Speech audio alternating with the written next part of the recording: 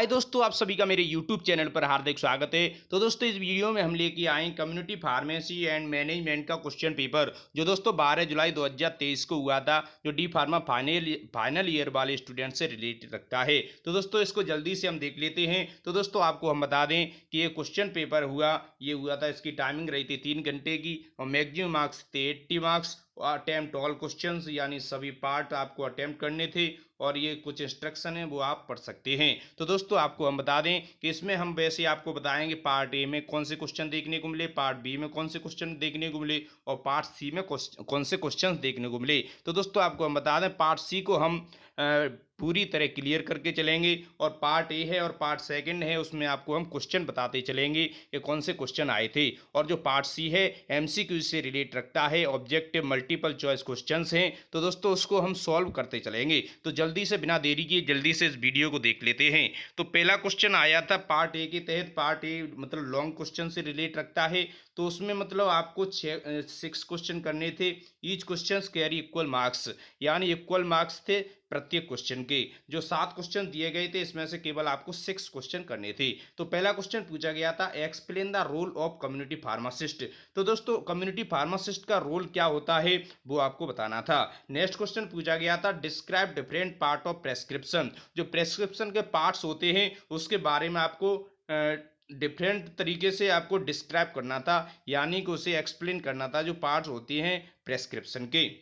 तो प्रेस्क्रिप्शन आप जानते होंगे कि प्रेस्क्रिप्शन वो होता है जो फिजिशियन यानी डॉक्टर्स होता है, वो फार्मासिस्ट के लिए एक प्रेस्क्राइब लिखता है यानी पर्चा लिख के देता है, वही प्रेस्क्रिप्शन कहलाता है। और नेक्स्ट क्वेश्चन पूछा गया था, what do you mean by verbal communication, give advantage and disadvantage और वर्बल कम्युनिकेशन। तो वर्बल कम्युनिकेशन क्या होती है इसके बारे में आपको बताना था, और गिव एडवांटेज उसके क्या एडवांटेजेस होती हैं, डिसएडवांटेजेस क्या होती हैं वर्बल कम्युनिकेशन की, वो आपको एक्सप्लेन करना था। तो नेक्स्ट क्वेश्चन पूछा गया था क्वेश्चन नंबर 4 में, describe various stages involve in patient counselling. तो पेशेंट काउंसलिंग की कुछ स्टेजेस होती हैं, यानी 4 स्टेज होती हैं, 4 स्टेज होती हैं पेशेंट काउंसलिंग की, वो आपको डिस्क्राइब करना था यानी एक्सप्लेन करना था। तो नेक्स्ट क्वेश्चन पूछा था question number 5, discuss various strategies to overcome overcome medication non adherence. तो दोस्तों, इसके बारे में आपको डिस्कस करना था।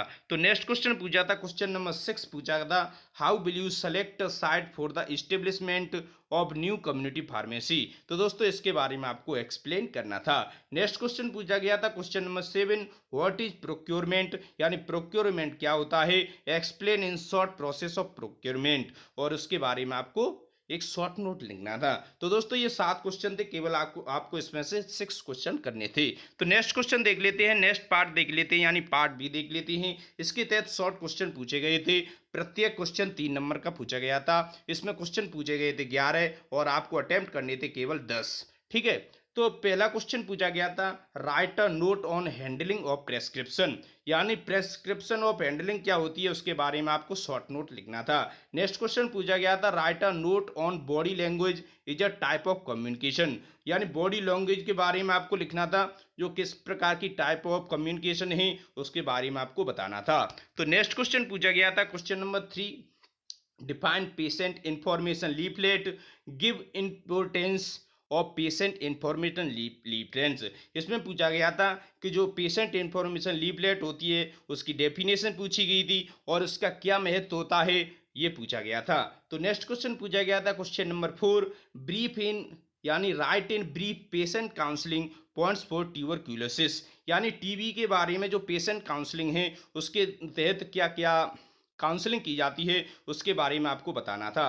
तो नेक्स्ट क्वेश्चन पूछा गया था, define health screening services, give scope of health screening services. तो हेल्थ स्क्रीनिंग सर्विसेज की आपको डेफिनेशन बतानी थी और उसका क्या स्कोप होता है हेल्थ स्क्रीनिंग सर्विसेज से, वो उसको आपको शॉर्ट नोट लिखना था।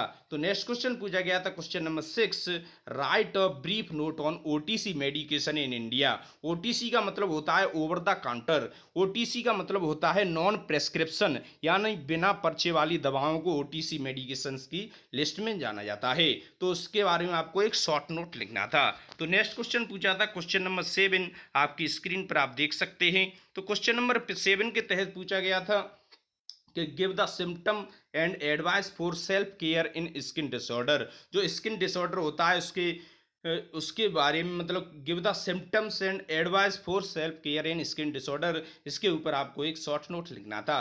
तो नेक्स्ट क्वेश्चन यानी क्वेश्चन नंबर 8 पूछा गया था, what are various types of community pharmacy. जो वेरियस टाइप्स होती हैं कम्युनिटी फार्मेसी के, उसके बारे में आपको एक शॉर्ट नोट लिखना था। नेक्स्ट क्वेश्चन पूछा गया था question number 9, right in short about the pharmacy design and interiors. तो दोस्तों इसके बारे में आपको एक शॉर्ट नोट लिखना था। तो नेक्स्ट क्वेश्चन पूछा गया था question number 10, define financial planning, यानी फाइनेंशियल प्लानिंग की डेफिनेशन पूछी गई थी। Give importance of financial planning, यानी फाइनेंशियल प्लानिंग का क्या महत्व होता है वो आपको बताना था। तो नेक्स्ट क्वेश्चन पूछा गया था question number 11, give the standard operating procedure, यानी कि SOP। आप देख सकते हैं स्टैंडर्ड ऑपरेटिंग प्रोसीजर, यही इसकी फुल फॉर्म होती है।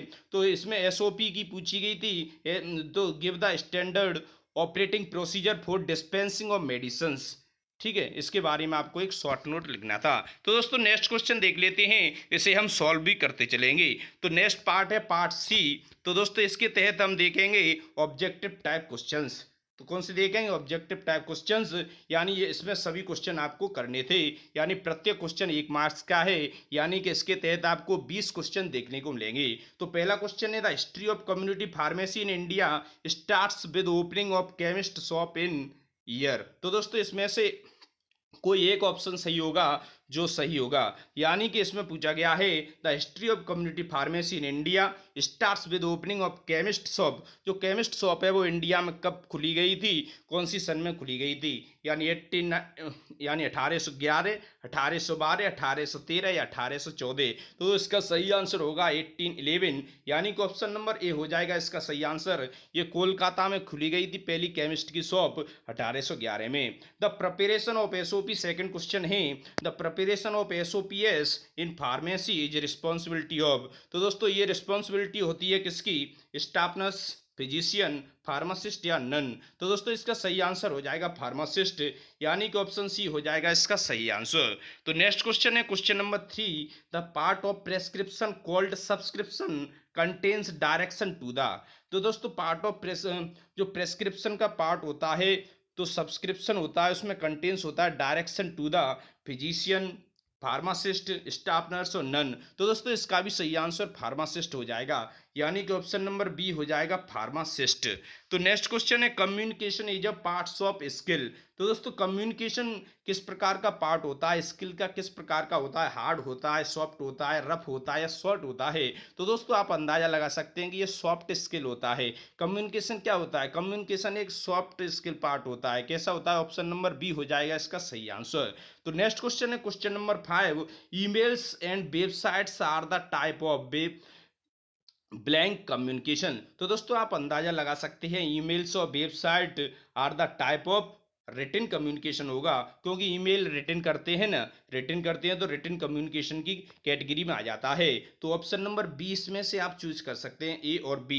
तो इसमें रिटन कम्युनिकेशन इसका सही आंसर हो जाएगा। नेक्स्ट क्वेश्चन है question number 6, patient counselling is a process. तो ब्लैंक दिया गया है, तो ये होती है पेशेंट काउंसलिंग प्रोसेस होती है यूनिडायरेक्शनल, यानी दिशाहीन। कौन सी होती है? ये होती है, ये इसका ऑप्शन नंबर ये हो जाएगा यूनिडायरेक्शनल प्रोसेस होती है पेशेंट काउंसलिंग।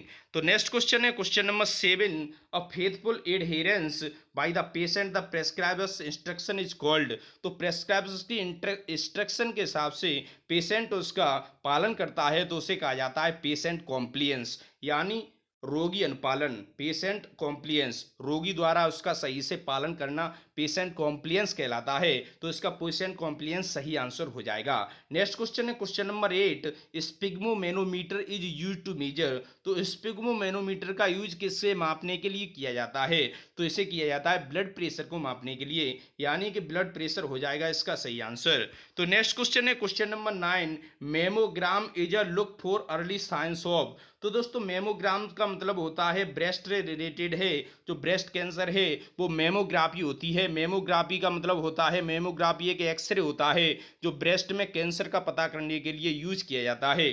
तो ये मेमोग्राम किससे रिलेट रखता है? ब्रेस्ट कैंसर से, यानी कि ऑप्शन क्वेश्चन नंबर 9 का ब्रेस्ट कैंसर सही आंसर हो जाएगा। तो नेक्स्ट क्वेश्चन है क्वेश्चन नंबर 10, आपकी स्क्रीन पर आप देख सकते हैं। बिना देरी किए जल्दी से देख लेते हैं। क्वेश्चन नंबर 10 क्या है? Is the disorder in which stool become hard, dry and difficult to pass from the bowel. तो दोस्तों आप अंदाजा लगा सकते हैं कि वो डिसऑर्डर हो जाता है तो स्टूल जब हार्ड हो जाता है, ड्राई हो जाता है यानी सूख जाता है, तो डिफ़िकल्टी होती है पास होने में उसे, तो वो होती है कॉन्स्टिपेशन का शिकायत हो जाती है, यानी कब्ज की शिकायत हो जाती है। तो कॉन्स्टिपेशन हो जाएगा इसमें सही आंसर। तो नेक्स्ट क्वेश्चन है क्वेश्चन नंबर 11, ब्लैंक दिया गया है। तो means study of causes and development of diseases. तो दोस्तों इसका हो जाएगा इटियोपैथोजेनेसिस, यानी कि ऑप्शन बी हो जाएगा। इटियोपैथोजेनेसिस का मीन्स ही होता है causes and development of diseases. Question number 12 है। तो मीन्स प्रोसेस ऑफ वॉमिटिंग, किसका मीन्स होता है वॉमिटिंग की प्रोसेस होना? तो वो होता है एमेसिस का। किसका होता है? एमेसिस। इसका सही आंसर हो जाएगा। तो क्वेश्चन नंबर 13 आप देख सकते हैं। ओटीसी या ड्रग्स, ओटीसी किस प्रकार की ड्रग्स होती हैं? ओटीसी होती है ओवर द काउंटर, यानी ओवर द काउंटर इसकी फुल फॉर्म होती है। ओटीसी होती है नॉन प्रेस्क्रिप्शन ड्रग्स। कौन सी होती है? नॉन प्रेस्क्रिप्शन, यानी बिना पर्चे वाली दवाओं को ही ओटीसी ड्रग्स की कैटेगरी में रखा गया है। तो नेक्स्ट क्वेश्चन है question number 14, the amount contributed by proprietor और partner in the business is known as capital. क्या कहा जाएगा? इसे कैपिटल कहा जाता है। तो क्वेश्चन नंबर 15 है। In VED analysis is analysis method, E stands for item. तो इसमें वीईडी है तो इसमें ई का मतलब होता है इसेंशियल। क्या हो जाएगा? इसेंशियल यानी आवश्यक। तो इसेंशियल हो जाएगा इसमें सही आंसर। तो नेक्स्ट क्वेश्चन है question number 16, minimum space required for retail drug store. जो रिटेल ड्रग स्टोर है उसे खोलने के लिए कम से कम कितनी जगह होनी चाहिए? वो होनी चाहिए 10 मीटर स्क्वायर, यानी कि ऑप्शन सी हो जाएगा इसका सही आंसर। तो नेक्स्ट क्वेश्चन है question number 17, minimum practical training required for registration of pharmacist is not less than, इससे कम नहीं होनी चाहिए। मतलब प्रैक्टिकल ट्रेनिंग इससे कम नहीं होनी चाहिए। फार्मासिस्ट की कितने से कम नहीं होनी चाहिए? ऑप्शन नंबर ए में दिया गया 100 आवर्स, यानी 200 आवर्स और 500 आवर्स, या इनमें से कोई नहीं। तो इसका सही आंसर हो जाएगा ऑप्शन नंबर सी, 500 आवर्स से कम ट्रेनिंग नहीं होनी चाहिए एक रजिस्ट्रेशन फार्मासिस्ट की। तो नेक्स्ट क्वेश्चन है question number 18, Aarogya Setu app is launched by government of India during the fight against. तो दो आरोग्य सेतु ऐप किसके उपलक्ष्य में मतलब लॉन्च किया गया था? ये कब किया गया था? जब कोविड की ज़्यादा परेशानी चल रही थी, यानी कोरोना चल रहा था। तो आप अंदाज़ा लगा सकते हैं उसी से मतलब राहत देने के लिए, उससे लड़ाई करने के लिए इस ऐप को लॉन्च किया गया था इंडिया में। तो कोविड-19 हो जाएगा इसका सही answer, option number C. Question number 19 है ऑनलाइन फार्मेसी। ऑनलाइन फार्मेसी को ई फार्मेसी के नाम से भी जाना जाता है। Is also known as web drug store. क्या हो जाएगा? वेब ड्रग स्टोर हो जाएगा ऑनलाइन फार्मेसी। तो क्वेश्चन नंबर 20 है petty cashbook is a book of account which records amount. जो पेटी कैशबुक होती है तो वो एक मिनिमम, यानी बहुत ही कम मात्रा में, तो माइनर हो जाएगा इसका सही आंसर। क्या हो जाएगा? माइनर। तो दोस्तों इस वीडियो हमने देखे कम्युनिटी फार्मेसी एंड मैनेजमेंट के क्वेश्चन पेपर। तो दोस्तों जल्द ही आपसे मुलाकात होगी, इन्वायरमेंटल का क्वेश्चन पेपर लेके हम जल्द ही आपसे मुलाकात करेंगे। तो दोस्तों अगर आपको मेरी वीडियो अच्छी लगी हो, वीडियो को लाइक करें, चैनल को सब्सक्राइब करें। थैंक यू दोस्तों।